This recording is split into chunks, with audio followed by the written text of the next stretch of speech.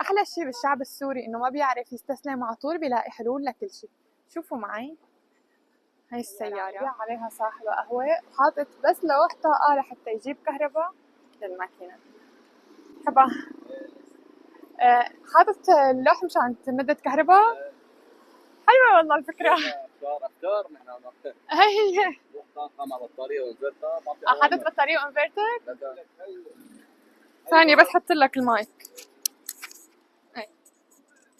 غاز، جرد غاز ممددين للكهرباء شو اسمه للمكنه، وانفرتر وطاقه وبطاريه 180. ورجيني انفرتر. هاي الانفرتر.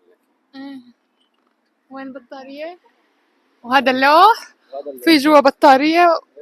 والله حاجة من الاختراع، برافو عليك. هاي عندك بطاريه فيها البطاريه والانفرتر. هاي البطارية ايوه. الانفرتر قد ايه البطارية؟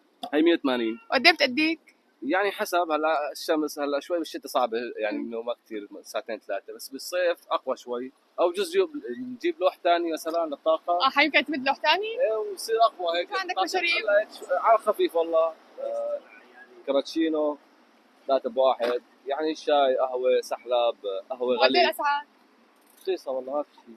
هو عندي 7 7000 ليرة. والتورابيكا 7000. هاي 5 5 5 4 4 يعني. والقهوة العادية؟ غلي 7. غالي 7. بس فنجان كبير. فرجيني المي من وين بتجيبها بس؟ الروضه من ابو رمانه. من وين يعني مخبيها؟ فيجة. فيجة. في عالم بتقول انه المي يمكن ما تكون. عندك لحالها المكنه هون حرارتها بتنطط. مي مبخرة. وعندك هون ستيم كمان، يعني اذا بدك تعمل شيء على الستيم مثلا، تعرف الكابتشينو او مثلا بدك تعمل سحلب او اي شيء بخص الحليب على الستيم. نحن كل هاي الستيم، هي ضغط الستيم. وعندك مي ساخنه هون شغاله 100%. يا سلام. فلتره بجهز لك هي. الله يعطيك العافية. الله يعافيك يا رب. نورتينا. شكرا.